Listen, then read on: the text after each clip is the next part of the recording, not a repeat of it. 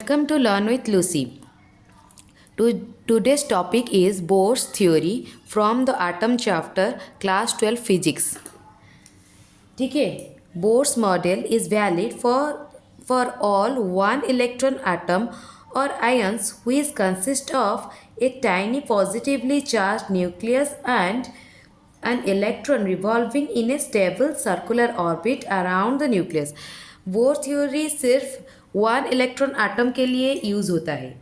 One electron atom मतलब एक atom है, उसका न्यूक्लियस है और उसके चारों ओर सिर्फ एक ही मतलब उस आटम में सिर्फ एक ही इलेक्ट्रॉन है. तो उसके लिए ही सिर्फ बोर मॉडल क्या है, वैलिड है. क्योंकि सिर्फ ये वाला एक single electron force bourse theory जो कि सिंगल इलेक्ट्रॉन एंड न्यूक्लियस के बीच में जो इलेक्ट्रोस्टैटिक फोर्स है वो रिप्रेजेंट करता है. और अगर मतलब मोर देन वन इलेक्ट्रॉन रहेगा, अगर मोर देन आटम में मोर देन वन इलेक्ट्रॉन रहेगा तो क्या होगा ना, इलेक्ट्रॉन रिपल्सन भी होता है. एक इलेक्ट्रॉन रिपल्सिव फोर्स भी एग्जर्ट हो जाएगा. तो इसके वजह से ये वाला फोर्स जो होगा वो थोड़ा सा चेंज होगा इसके वजह से भी. और ये सिर्फ हाइड्रोजन उसका क्या है, हाइड्रोजन आटम का उसका एक इलेक्ट्रॉन है, एक ही इलेक्ट्रॉन है. उसके साथ साथ ये सिर्फ हाइड्रोजन आटम के लिए नहीं, और भी आयन्स जैसे कि helium He plus ion and lithium का 2 प्लस आयन, ये वाला आयन भी हम लोग बोर्स थ्योरी के लिए यूज़ कर सकते हैं.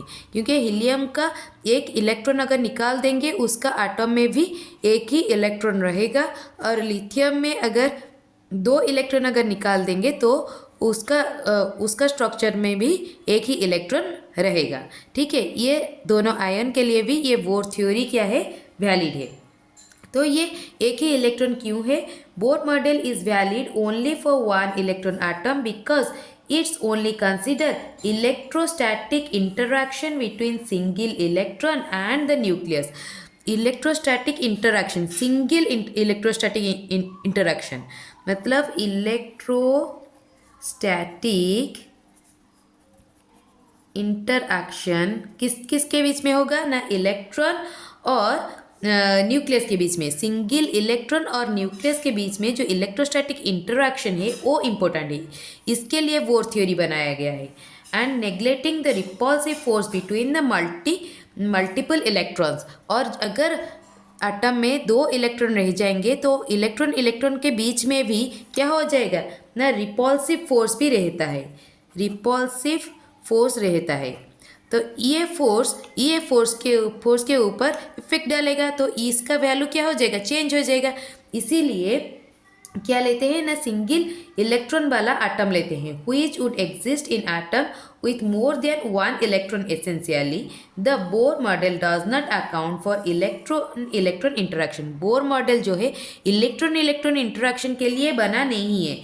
बोर मॉडल सिर्फ बना है इलेक्ट्रॉन एंड न्यूक्लियस के बीच में जो इंटरेक्शन है उसके लिए बना है. It only applicable to the system with the single electron like hydrogen atom. ये सिर्फ किसके लिए applicable है, हाइड्रोजन एटम के लिए applicable है. तो क्या क्या पॉइंट आ गया, सिंगल इलेक्ट्रॉन फोर्स के लिए, सिंगल इलेक्ट्रॉन फोर्स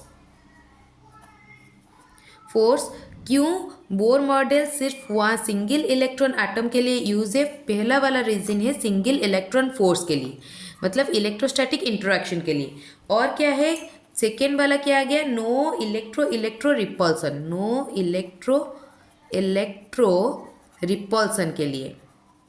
ठीक है, और थर्ड पॉइंट आ गया अप्लीकेबल टू, और क्या है, अप्लीकेबल टू हाइड्रोजन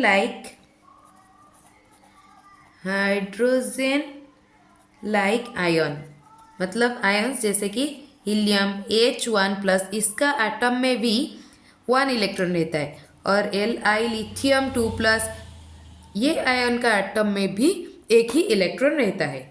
तो इन सब में बोर थ्योरी एप्लीकेबल है. अगर मेरा एक्सप्लेनेशन आपको समझ में आया, please like share and subscribe my channel. Thank you so much for watching.